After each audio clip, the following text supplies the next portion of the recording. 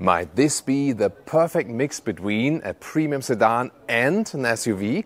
This one here is the Mercedes E-Class All Terrain. So we have the E-Class in the new generation, then as the Estate or wagon, and in this special off-road version here, tell you all about it with Thomas Naugefühl in 4K, full screen, full length. Let's go here with the front. It has two horizontal spokes because this is leaning towards the SUV look at Mercedes, whereas the normal Estate or the normal E-Class would have this one horizontal spoke here. Then we have the chrome in the lower part and new headlamp design also for this new generation. You could also go for a black or night package, then the lower part would be blacked out also as for the side mirrors and so on. And most obvious here for the all-terrain version are these crossover claddings here at the side profile. Then more chrome here at the lower side skirt. Once again, this could be blacked out with the night package. The length here 4.95 m or 195 inches like all E-Class in the new generation. Wheels already start at 18-inch and these here are the optional 20-inch for these ones here. Really massive styling, and I think the whole vehicle looks so cool. This all-terrain look definitely adds something special. And what's also special is that this is also the Estate for the Northern American market. So, for example, in the US, you can only get this one here when you want to go for an E-Class wagon.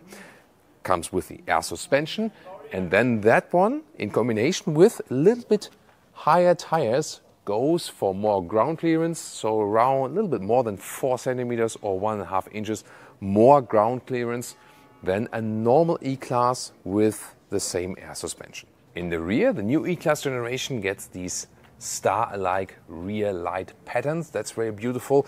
Also this combination then here of left and right and middle part, but this one is not illuminated. And then the all-terrain version, you can see more chrome, or then again more blacked out in the night package here in the lower part. Is that a case for the Autogefühl fake exhaust police? Maybe a little bit. Yeah, but still, I think the all-terrain also looks really cool, once again with this black contrast here also in the rear part.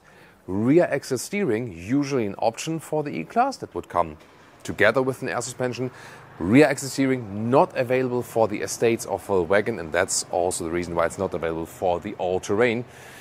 The reason is they want to keep the boot as large as possible, and then the space for the rear axle steering parts is actually missing. Turning indicators in the front, like that, pretty fancy. What do you think? Turning indicators in the rear, little bit lame, isn't it? Opening the doors, here it's standard that you have these retractable door handles. What is cool is that they have ambient lighting around. That looks really cool at night especially.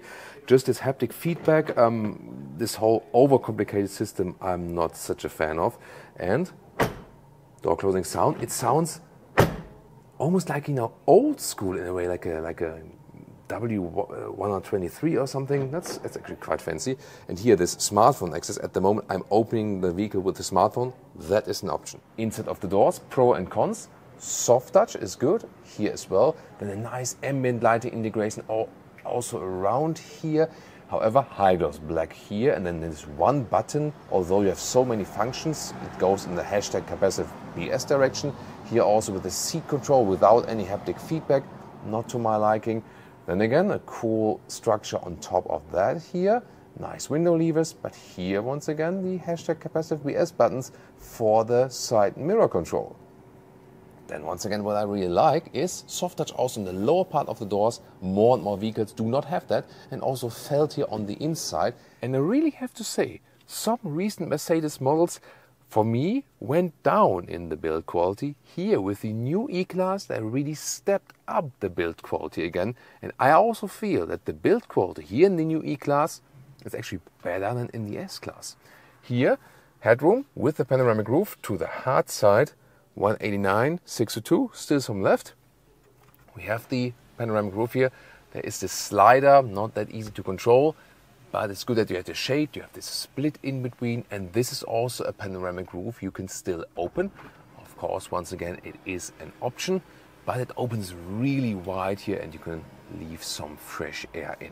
Seating position itself, I'm overall happy with the comfort, also the long-term comfort. Here in the E-Class, at, you know, the comparison with the other models, among the best seat ergonomics I feel at the moment. These here are the optional animal skin seats. However, you can also get animal-friendly high-grade leatherette, the Artico, which is a new development from material, by the way. So the Artico has the special function that it can be wiped clean in a very cool way. I also recently did a special on Instagram and TikTok on that. And then also the Artico is available in different colors, like here the brown, bright, or also black. All-terrain floor mats. Yay! Big improvement here, the middle console. I just love this. That's also one of the reasons why I'm a car enthusiast and like to pay attention to details. Just listen to this. Beautiful. The open cell, this matte wood. And here for the central console, you can get different decor elements like this, that you can avoid more high gloss black. Then you slide it open. You have USB-C chargers, inductive charging pad and cup holders, and you can push them in that they come out. But the problem is when you have like these charging stations. Where shall we drive to? Cancel? I don't know.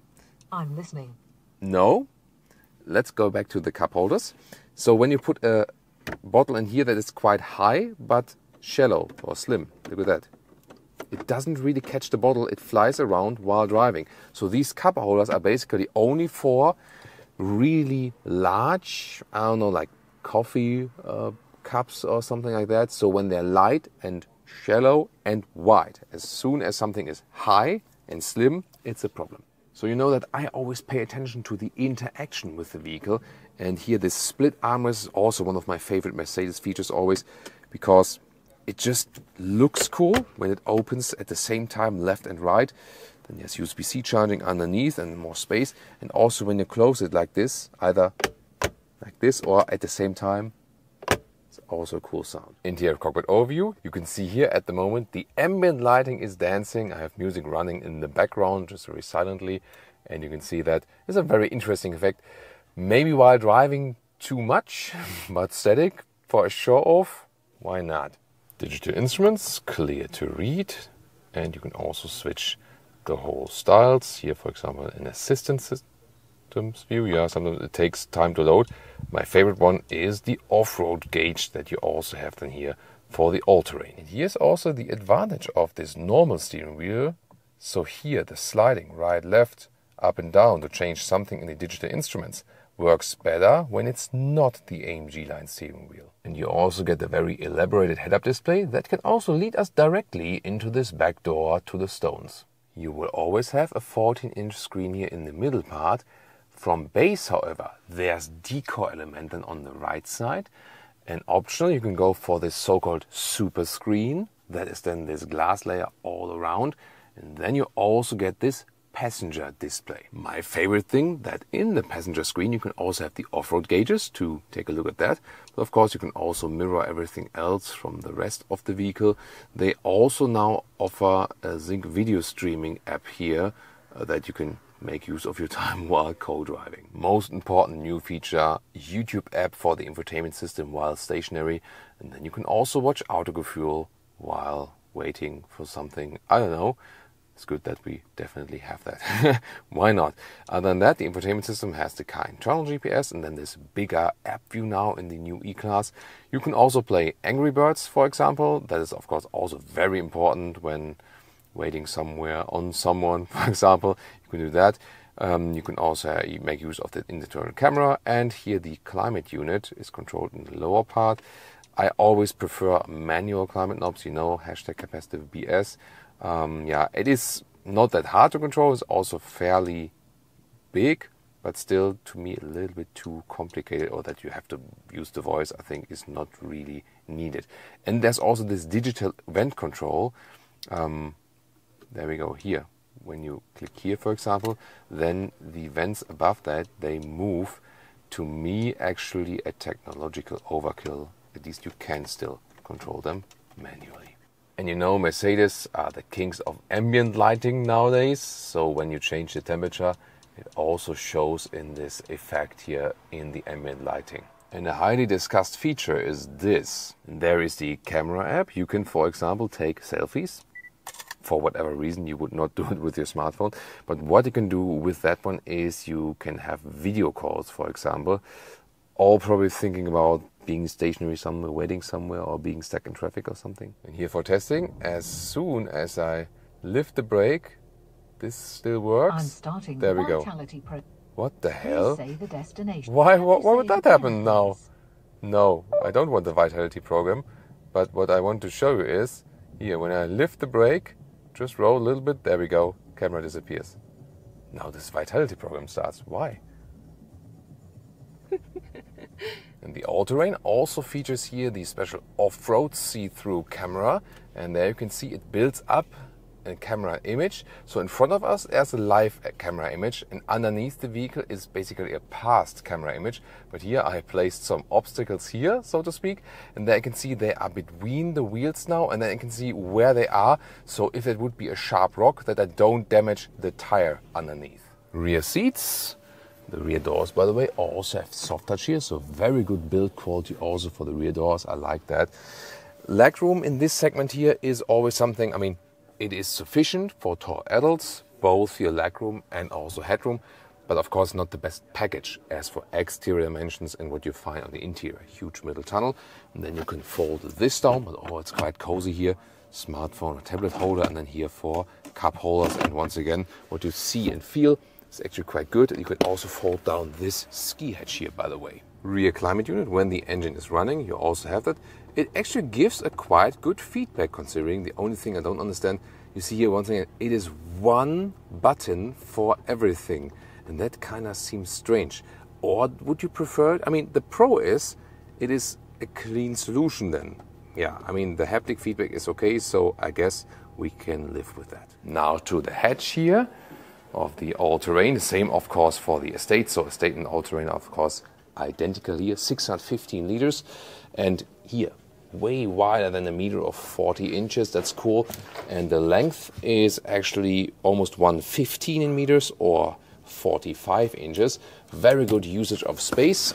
Let me clean that up for you. And you also saw maybe that here, this top cover here, it automatically goes up and down. So here, when I close it, there we go. Have you maybe seen it already closed? Here the window is really tinted, so you can't really see. But now when I open it again, look at how it goes up. And this is a very nice function. Also nice here, left and right, release of the back seats. Easily folds down, so very even floor. That's awesome. And the length then here is at 2 meters or 78 inches. So this is really super well usable.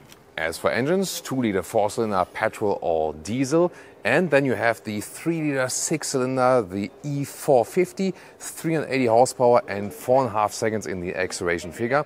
The engine choices for the all-terrain versions are a little bit more limited because it goes a little bit more in a niche.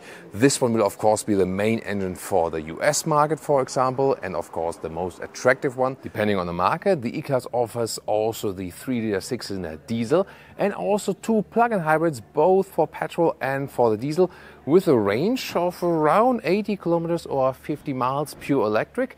It will be cleared later on which versions will also be available for the all-terrain version.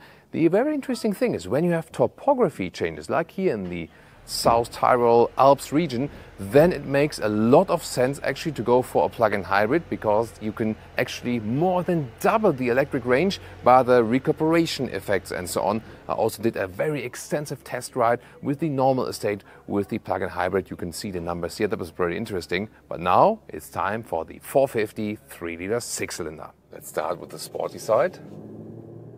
Sport mode. E450 6-cylinder, of course the best engine you can buy here for an E-Class. And, well, especially in the sports mode, when the suspension is rather set on a stiffer note, then you don't feel so much difference in driving to a normal E-Class. Remember, this one here sits a little bit higher, yes, but again, especially in the sport mode where the air suspension is a little bit stiffer, it's just normal E-Class driving, basically. But yeah, that's the, this is a speed limit warning. Yeah, we tend to deactivate it then. Really nice also from the steering input. That is what they changed here in this new generation.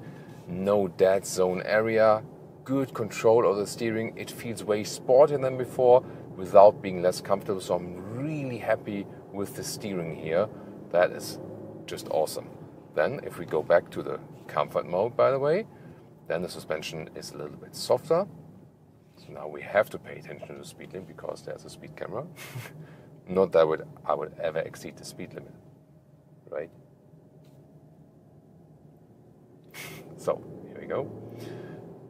And then comfort mode, everything's a little bit softer, a little plusher from the air suspension. You can of course take a base suspension with an E-Class, yes, but air suspension just adds more comfort on the one hand and possible sportiness on the other hand. So the adjustment of that is just better. That's where you can play more with that. Then you can also go to this off-road mode. There we go, activate driver program, maximum speed 110 kilometers an hour, like 65 miles an hour. I also feel that the throttle input is changing, so this is more for off-road that you don't lose traction and so on. Slight throttle input, then the car is now even higher. Is that more comfortable from the suspension? Not necessarily, because when the car is higher, you also have less suspension travel in the other way, you know, and this is rather reducing comfort, so to speak. So it's not the best for the comfort, but the best for the ground clearance. And then, as I said initially, when you have this one here also pumped up more than 4 centimeters or like 1.5 inches more ground clearance than the normal E-Class with an air suspension. And so at this moment, it pushes it a little bit closer to an SUV, but does it have an SUV driving feeling with that? No, it doesn't. It's still closer just to a normal E-Class. So the driving differences here, All Terrain and normal E-Class, is not that large. It's just slightly that you feel this added height. Now going downhill again, here you can see this augmented reality view with the camera image and also the arrows that are showing me the GPS direction. That is when you use the car internal GPS. I think it's a cool technology idea, but overall, after using it for a longer period of time, I usually feel I just want to see the map, and then, you know, most of the time I drive with Google Maps or Apple Maps anyway and have it then run via CarPlay or Android Auto, and to me that's just the more reliable and more up-to-date solution always. Fun thing was, I just said when we're driving uphill and maybe also in the sport mode, the E-Class All Terrain basically felt the same. But when you're going straight or going downhill, then you feel a little bit more shaking, but actually in a good way, you know. So you feel more difference in here with the All Terrain version when you're going downhill for that. We're in the Tyrol region here, by the way. So it's there's part of Tyrol is Italy, part of Tyrol is Austria. There are apples. A lot of apples are coming here, you know. So very, very beautiful region, definitely. So back to the vehicle. Here now at about 70 kilometers an hour, like countryside road speed. It's so silent and so planted on the road. So if you feel that an SUV is too high for you, maybe too shaky, then again you still want that hatch there in the back, then the All Terrain is a very good compromise indeed, if you can call it compromise. But the same core base feeling you get in the E-Class Sedan, the E-Class Estate and the E-Class All Terrain. Remember, this is basically the E-Class Estate or T-Modell, and then just in this off-roadish version. And so you feel some little nuances back and there, but if you would go then blindfolded once here and then into another E-Class version, it is actually tricky to pick the difference. They all have in common that they bring, I always like to call it like sovereignty on the road. So you feel super confident and you have this very special body roll feeling of the E-Class, that it kind of like is above all things, rolling everything out. Not as heavy and large as an S-Class, but the sweet spot at Mercedes in the model portfolio. And the really astonishing thing is then when you drive very, very early E-Class models, and also the W123, that was not officially called E-Class yet, but even that one, this predecessor, you start driving it and you say, oh, that's an E-Class, you know. So the E-Class has a very distinct driving feeling, and that's also what I feel is very special about this model, that you can recognize this same core driving feeling throughout individual generations of that one. And now motorway and straight acceleration. Let's go to sport mode and we accelerate from 30 kilometers an hour. Let's go. Plop, 100, 120. There we go. This is the 6-cylinder power, also just from this acoustic feedback, of course, nicer, really beautiful, definitely the best engine you can go for with the E-Class here, and good that we still have the 6-cylinder in the E-Class, not possible in the C-Class. It will be possible again in the CLE also, that's more that sits in between. As for the fuel economy, you can, like straight 1 kilometers an hour, 60 miles an hour, score some 7 to 8 liters on 1 kilometers, like 30 mpg US, 35 mpg UK. So good fuel economy, I feel actually usually better than with the 4-cylinder. Just when you have like a lot of topography changes, then it's a problem also here for this one.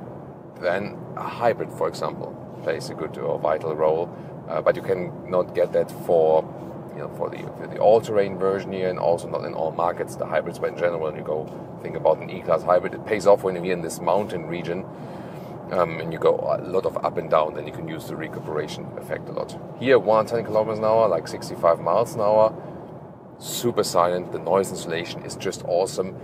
Feels so well balanced on the motorway. It's a great motorway vehicle. Sport mode still is fine, but in a comfort mode, even more comfortable. And I feel with these upgrades for the new E-Class here, and even more so in the All Terrain, which is then a little bit higher, it moves closer than the S-Class. So I feel that E-Class and S-Class never have been that close as it is right here. That is also a very interesting observation, isn't it? Off-road mode here now, 110 kilometers an hour is exactly the limit of the off-road mode. And yet again, it doesn't make any sense. It just makes sense when you're driving a little bit slower and really need that little bit of extra ground clearance. So the E-Class in this generation drives really so extremely well. That is very well done. Cruise control set here on the steering wheel, and I can just stress again, controlling this base steering wheel, although it looks a little bit weird, is easier than the AMG line steering wheel. So All Terrain comes with this one anyway, but also if you think about other E-Class versions, meanwhile, I have to say, forget about the visual part of the steering wheel, pick this steering wheel here because the buttons are so much easier to control actually.